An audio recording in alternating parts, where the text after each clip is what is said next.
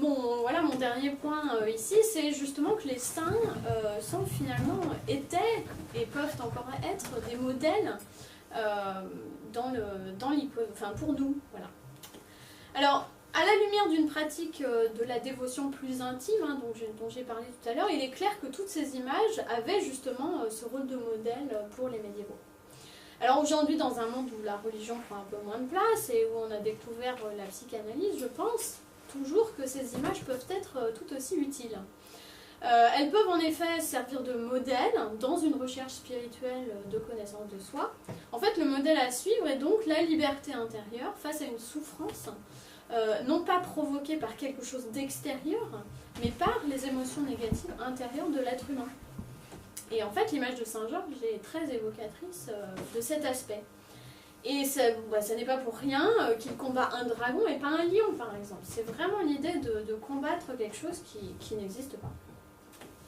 Et je vous le disais, Sainte Marguerite dévorée sortant du dragon va encore plus loin, puisqu'elle représente le cas de l'être humain qui s'est laissé complètement submerger par ses émotions négatives, engloutir, et qui en est sorti indemne et libéré. Et je pense aussi qu'il faut aimer son dragon, finalement. Et en tout cas, il faut lui faire face avec bienveillance. Et je crois que là, on a à nouveau un modèle. Il y a plusieurs saints qui sont représentés tenant leur dragon en laisse. Et voilà, je crois que finalement, c'est cette idée d'aimer son dragon, de l'apprivoiser, voilà, plutôt que de lui tordre le cou. Et c'est finalement, oui, je rapproche ça de l'archétype de l'ombre de Jung, ceux qui connaissent. En fait, mieux on connaît son dragon, donc c'est-à-dire toute cette accumulation de pensées, d'émotions négatives, moins il sera néfaste et plus il va révéler cette nature fictive. Et les exemples de Saint-Sébastien sont aussi intéressants dans cette optique de modèle, puisque face à l'agression du monde extérieur comme du monde intérieur, l'impassibilité est la solution. En fait, le détachement émotionnel face à la souffrance, c'était la solution proposée à l'époque. Et ce qui est intéressant, c'est que finalement, on a perdu ça, puisque justement, les artistes contemporains, enfin en tout cas à partir du XVIIIe siècle, n'ont plus compris cette idée de proposer le modèle de l'impassibilité.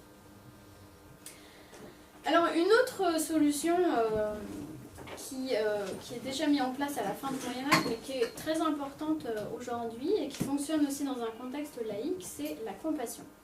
Alors, comme je l'ai dit en préambule, donc les images doloristes des martyrs et du Christ sont surtout multipliées au XVe siècle pour offrir un support de méditation, de prière aux fidèles afin qu'ils recréent en leur cœur les scènes bibliques et ressentent de la compassion.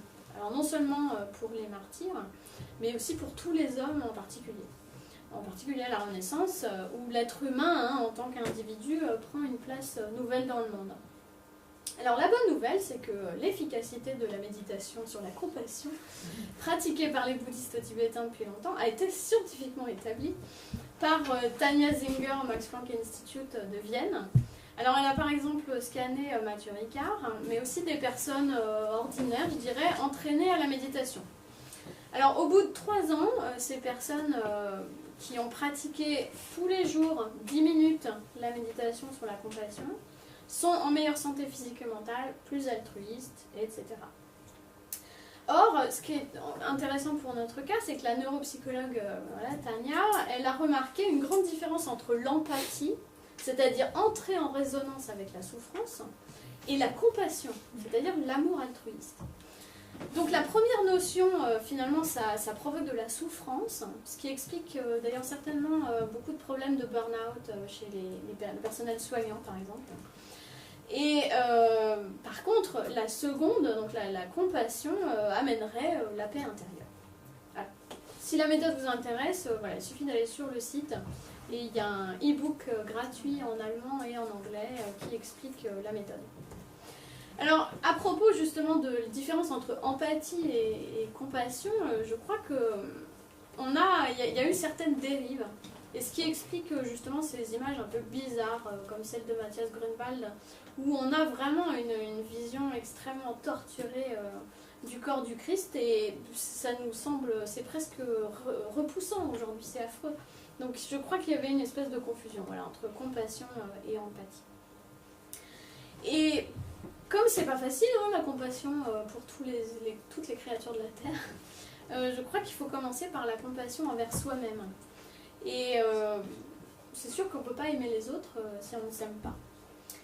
Et comme il n'est pas forcément facile hein, de méditer sur la compassion, j'ai repris finalement l'utilisation médiévale des images, à savoir une fonction de communion visuelle.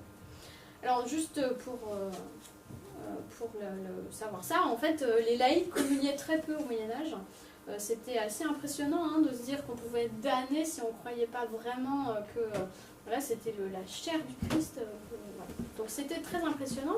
Et de ce fait, beaucoup de théologiens ont prescrit d'utiliser les images comme un support de contemplation spirituelle et même finalement comme un moyen de contact avec le divin.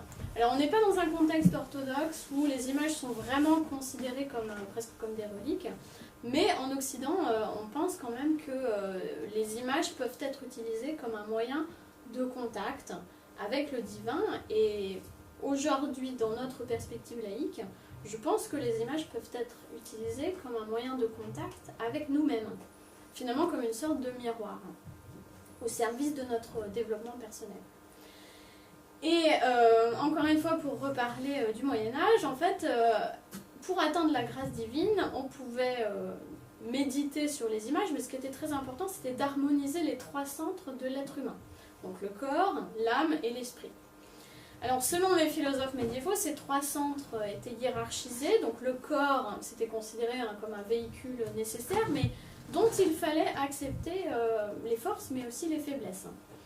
L'âme regroupait les émotions et l'intellect. Alors évidemment c'est l'âme immortelle qu'il fallait éduquer pour qu'elle ne soit pas un amas d'émotions et de pensées négatives, donc finalement qu'elle ne reste pas au stade du dragon. Et enfin l'esprit, alors c'est au-delà de l'intellect, hein, dans la pensée médiévale, c'est ce qui relie l'être humain à Dieu. Et on pourrait dire aujourd'hui c'est notre nature spirituelle. Alors, je fais un peu de publicité pour ces questions. Je renvoie aux travaux de Michel Fromager, qui est le grand spécialiste de la question, et puis j'ai aussi écrit une petite chose là-dessus.